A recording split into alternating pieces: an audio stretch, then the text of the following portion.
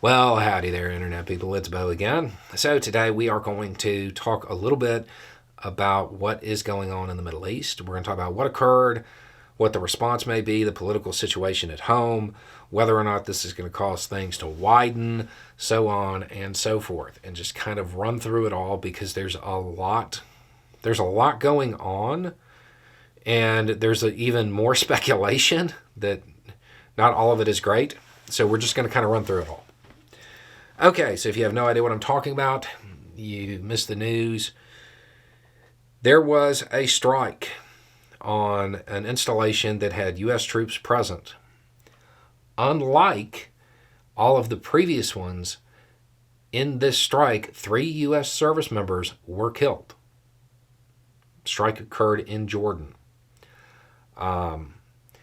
There is a big difference between, wow, that's an annoying hit on the installation. Wow, we had to activate our CRAM, something like that, and killing 3 U.S. service members. There's a big difference. The media is faithfully reporting that it was Iran. Was it Iran? No, not really. It was one of their groups. Does that matter in this case? It was one of the groups they support, one of their non-state actors. Does that matter in this case? No, not really. It mattered before. That distinction of, oh, that wasn't us, Iran sitting there denying it, as they are in this case, that mattered before because no U.S. service members were killed. That distinction really doesn't matter anymore.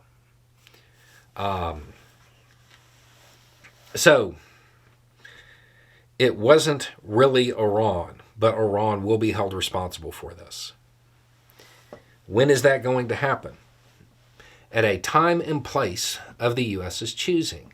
There's already been some sanctions and stuff like that, but there's going to be a military response as well.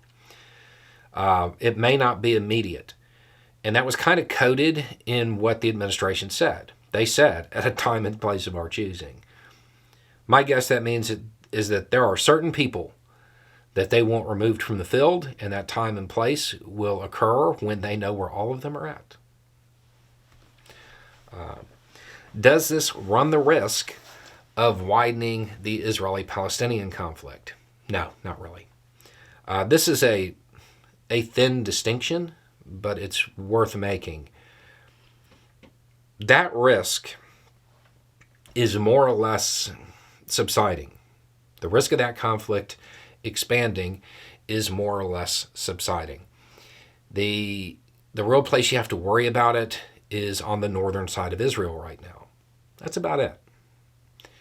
There are other hotspots and flashpoints, but those would be more of people taking advantage of the situation and a new conflict emerging rather than an expansion of the Israeli-Palestinian one. I know that's a fine line, but it's one that matters.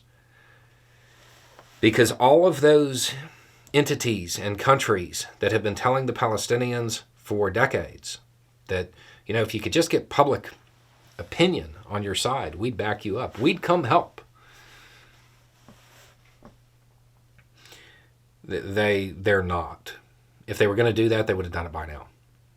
So it's not an expansion of that conflict. It would be a new one. Is there a risk of a new conflict emerging because of this? Yes, but it's relatively small. Right now, there are a bunch of relatively small flashpoints that carry relatively small risks. The problem is there's a bunch of them. So there could still be another conflict emerge. It wouldn't be a widening of the Israeli-Palestinian one, not at this point. It would be something new that occurred because somebody pressed their luck because they thought everybody was distracted, that kind of thing. Politically, in the United States, Republicans are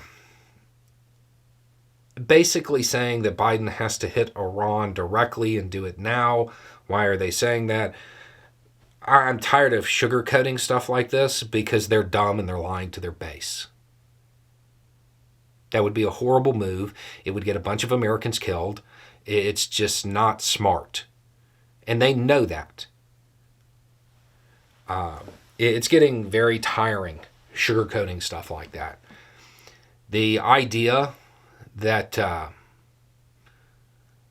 Biden administration left troops hanging out to dry, which is something that's kind of being pushed right now, that is not what occurred in any way, shape, or form.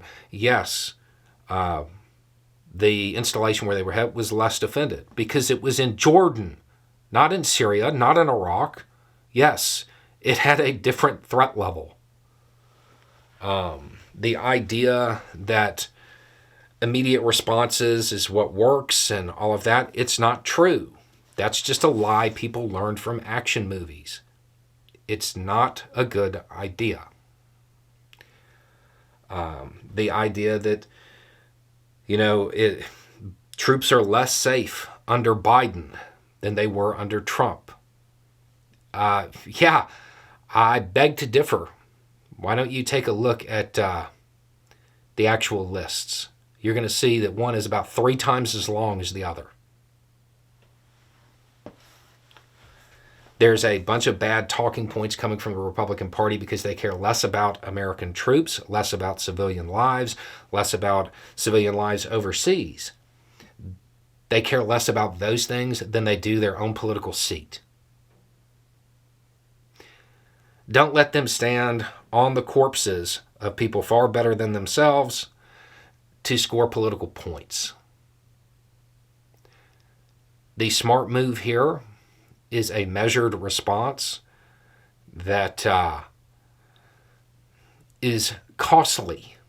Not just loud, not just something for CNN to show footage of, but something that makes it very clear. Your harassment campaign is one thing, but if you actually kill American troops, we are going to remove high-value people from the field in a surgical manner, and we can do it whenever we want. That's the right move. One that doesn't involve hurting civilians. One that doesn't create more animosity. One that's actually effective instead of playing for the cameras. The playing for the cameras is what creates all of that footage. And while if you are one of those people who think foreign policy should be dictated by 1980s action movies, sure, that footage looks good to you as an American. That footage also gets played over there. They get the internet in the Middle East too. And when they see cities being destroyed, it tends to anger them. When civilians get hit, it tends to anger them. You want a measured response. You want to behave like a world power instead of some third-rate authoritarian goon. So, right now, Biden is signaling that he is going to behave as a world power. We'll have to see if that plays out. Anyway, it's just a thought. Y'all have a good day.